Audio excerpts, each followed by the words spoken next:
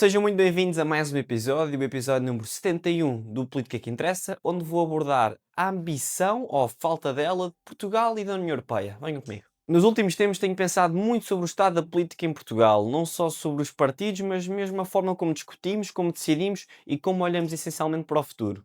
A sensação que fica para mim é que estamos presos a discursos antigos, presos a debates vazios e presos essencialmente a uma falta de ambição que já não dá para ignorar.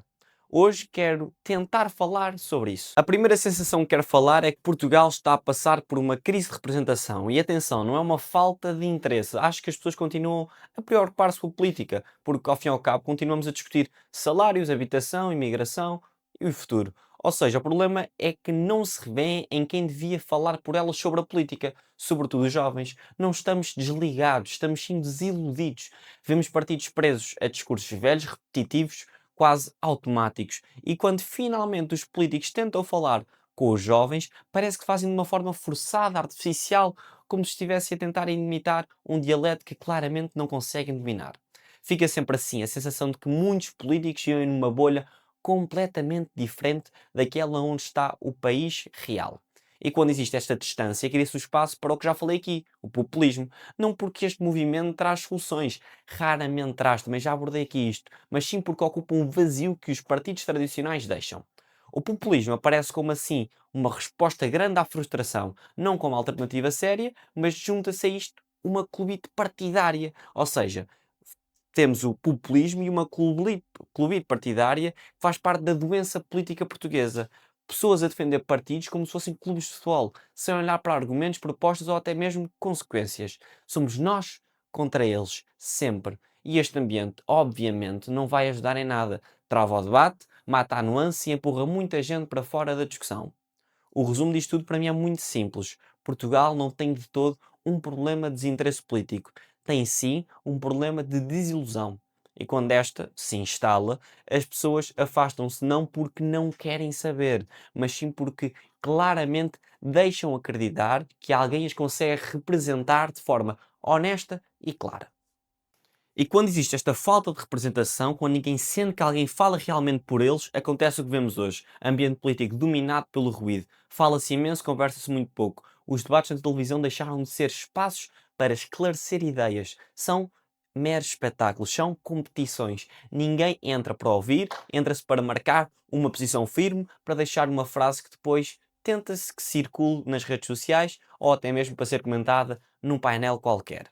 E a comunicação social alimenta-se propriamente disto. Não por maldade, mas porque funciona por audiência. É normal. Uma polémica dá 5 vezes, 10 vezes, 20 vezes mais visualizações do que uma explicação de uma política pública. Então, criamos uma política transformada em entretenimento, mas um entretenimento de baixa qualidade. Nas redes sociais, ainda piora. Não há paciência para contexto. Não há nenhum tipo de espaço para nuance. É tudo imediato, emocional e tribal. Ou concordas a 100% ou és logo colocado na caixa oposta. Esta lógica, obviamente, destrói qualquer hipótese de debate sério, polariza, radicaliza e torna uma conversa tóxica. Depois, ouvimos muita gente a dizer que a democracia está a ficar fraca.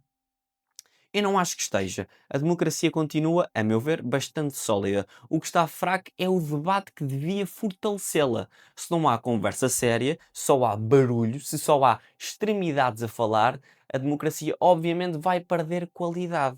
Não vai desaparecer, obviamente. Fica mais vulnerável, mais instável, mais confusa, mas por causa da falta do debate.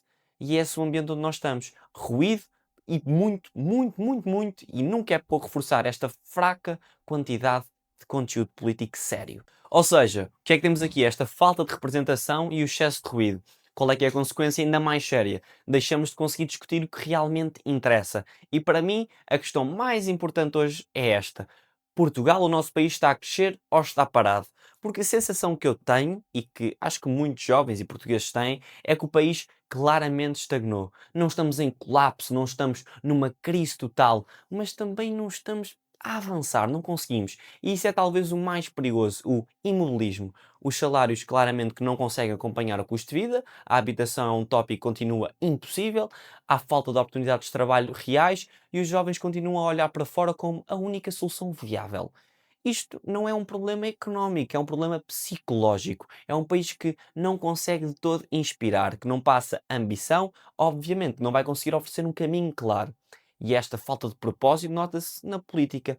Todas as medidas são pequenas, curtas, pensadas para conseguir não chatear ninguém. É uma gestão, não é liderança, são remendos, não são um projeto. Portugal tem potencial, tem talento, eu sei disso tudo, tem qualidade humana, mas falta visão. Falta alguém que diga: é para aqui que temos que ir, é este o futuro para Portugal que queremos, pelo menos, tentar construir. Porque quando não tivermos este caminho, continuamos presos a navegar no imediatismo, sem estratégia, sem direção. Portugal não está a andar para trás, a meu ver, mas também não consegue avançar. E hoje, ficar parado, a meu ver, é basicamente ficar para trás. Precisamos de ambição, de visão, de vontade de crescer. Porque, sem esta vontade, continuamos apenas a discutir tudo aquilo, menos aquilo que realmente importa para o nosso país. Falar de uma coisa que ainda não falei o suficiente, que é a União Europeia e o facto deste bloco estar a ficar claramente para trás, não em valores, porque nisso continuamos muito fortes, está a ficar sim para trás em velocidade, em ambição, em capacidade de conseguir competir com o resto do mundo. A Europa tornou-se claramente numa máquina pesada, burocrática, sempre pronta para legislar, mas cada vez menos pronta para conseguir liderar um bloco. Está mais preocupada em regular o presente do que preparar o futuro. E isto, claramente, que depois sentem tudo. Os norte-americanos avançam em tecnologia com a rapidez de uma startup. A China, todos conhecemos, cresce com a agressividade de um bloco cheio de propósito. E a Europa, a nossa querida Europa, está em reuniões. Porquê? Porque na Europa há sempre um grupo de trabalho, um comissário adjunto, depois uma diretiva, uma consulta pública. Depois disto tudo vem um relatório prévio, uma versão revista do relatório e depois a promessa que se calhar para um ano vamos voltar a discutir tudo de novo.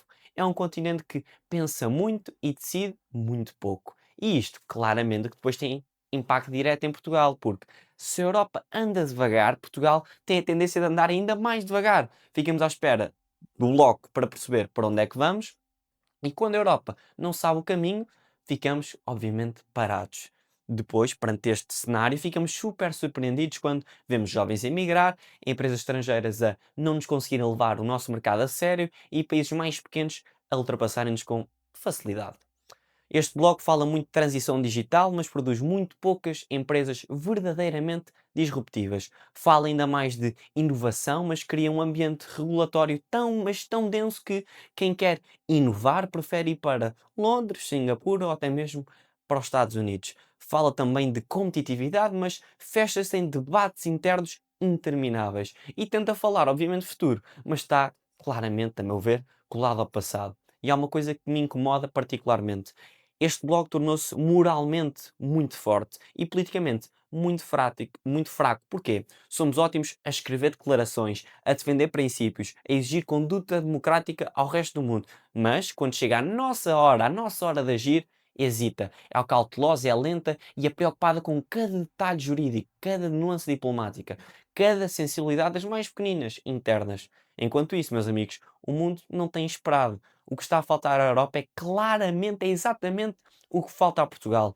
Visão e ambição. Não é dinheiro, não é talento, não é capacidade humana de todo. É propósito, direção e isto tudo culmina no quê? Na coragem política para conseguir decidir rápido e assumir riscos. E depois, claro, que ainda existe um risco maior. Uma Europa que não decide é a Europa claramente que perde relevância. E uma Europa que perde relevância torna-se completamente dependente, como temos visto, da tecnologia americana, da produção asiática, da energia externa, da defesa da NATO. Nós não estamos a construir de todo uma autonomia estratégica. Estamos sim a construir dependência estratégica. E no fim, para terminar, esta lentidão toda cria frustração.